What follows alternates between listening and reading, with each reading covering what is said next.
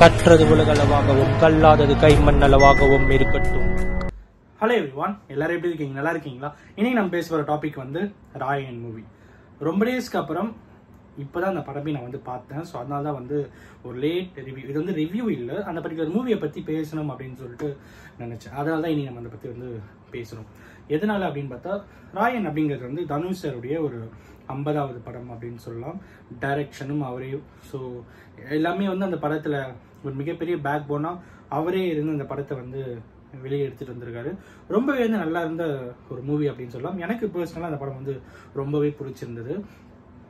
சாங்ஸில் மட்டும் சில சாங்ஸ் மட்டும் கோரியோகிராஃபி கொஞ்சம் வேற மாதிரி இருந்திருக்கலாமோ அப்படின்னு சொல்லிட்டு கொஞ்சம் வந்து ஃபீல் ஆச்சு. அப்புறம் எஸ்பெஷலி அடங்காதாசுரன் சாங் இருக்கு பார்த்தீங்களா? ஸோ அதில் வந்து இந்த உசுரே நீதானே அந்த பர்டிகுலர் சீனு வேற லெவலுங்க. சத்தியமாக சொல்கிறேன், செம்மையாக இருக்குங்க அந்த சீனு.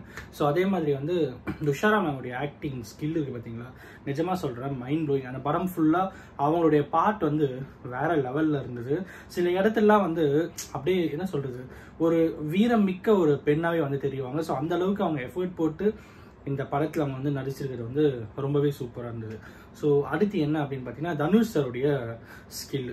ஒரு ஆக்டிங் ஸ்கில் மட்டும் இல்லாமல் டைரக்ஷன்லேயும் அவர் வந்து சில இடங்கள்லாம் இந்த மனுஷன் நான் டைரக்ட் பண்ணியிருக்கான் அப்படின்ட்டு யோசிக்க வச்சது.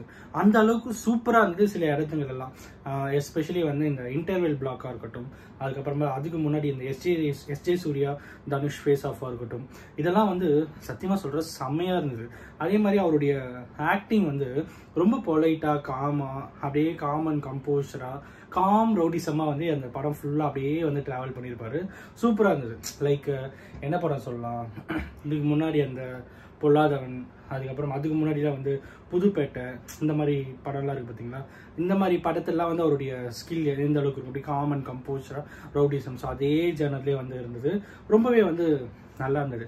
சில இடங்கள்லாம் வந்து நம்மளுடைய கேரக்டரோடவே வந்து சில கேரக்டர்ஸில் கனெக்ட் ஆகிருப்பாரு. இந்த மாதிரி கேரக்டர்ஸும் நம்ம சுற்றி நிறைய பேர் இருப்பாங்க. இந்த வீடியோ பார்த்துட்டு இருக்கிற உங்களையும் நிறைய பேர் இருக்கலாம், மேபி நானாக கூட அந்த அளவுக்கு இருக்கலாம். ஸோ அந்த சில கேரக்டர் கனெக்ஷன் தான் வந்து ரொம்பவே நல்லா இருந்தது அப்படின்னு சொல்லலாம்.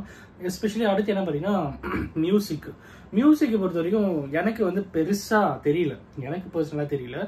பட் அவருடைய அந்த டைரக்ஷன், அப்புறம் அவருடைய அந்த கோரியோகிராஃபி, அப்புறம் அந்த பர்டிகுலர் சீன் பை சீனுடைய இன்ட்ரெஸ்ட், இதெல்லாம் பார்க்கும்போது அந்த மியூசிக் எனக்கு வந்து மறந்துடுச்சு. ஸோ அந்த அளவுக்கு எனக்கு வந்து தனுஷ் சாருடைய ஒர்க்கிங் வந்து இந்த படத்தில் எனக்கு ரொம்பவே வந்து பிடிச்சிருந்தது. ஸோ அந்த அளவுக்கு ஒரு நல்ல மூவியாக ராயன் வந்து வெளியே வந்திருக்கிறது it's good for Dhanush career அப்படின்னு சொல்லலாம். அண்ட் எல்லாத்துக்கும் மேலே ஏன் இந்த படத்தை பற்றி நம்ம பேசணும் அப்படின்னு பார்த்தா, சில விஷயங்கள் லைக் ஒரு ஃபீமேல் கேரக்டரைசேஷன், லைக் துஷாரா மேடமுடைய கேரக்டரைசேஷன் வந்து ரொம்பவே வந்து நல்லா இருந்தது. எந்த அளவுக்கு ஒரு பர்டிகுலர் விமனுடைய லைஃப்பில் எவ்வளோ பெரிய ஸ்ட்ரகிள்ஸ் வந்தாலும் அவங்க வந்து அவங்களோட ஃபேமிலியோடைய பாண்டிங் எந்த அளவுக்கு இருக்குது அப்படிங்கிறதெல்லாம் தாண்டி அவங்க இந்த சொசைட்டியில் எந்த அளவுக்கு எதிர்த்து நிற்கணும், போராடணும் அப்படிங்கிற ஒரு ஸ்கில்லை வந்து எடுத்துகிட்டு வந்திருப்பார். அந்த பர்டிகுலர் கேரக்டரைசேஷனில் அவ்வளவு இருக்கும். லைக் ஃபேமிலி ப்ரொடெக்ஷன்லேருந்து, அதுக்கப்புறம் வந்து அண்ணன் மேலே இருக்கிற பாசம்லேருந்து, அப்புறம் வந்து அவங்களுடைய வீரம்லேருந்து, அவங்களுடைய செல்ஃப் கேரக்டர், இதெல்லாமே வந்து மைண்ட் ப்ளோயிங்காக இருந்தது. அந்த பர்டிகுலர் கேரக்டர் வந்து அந்த அளவுக்கு மைண்ட் ப்ளோயிங்காக இருந்தது.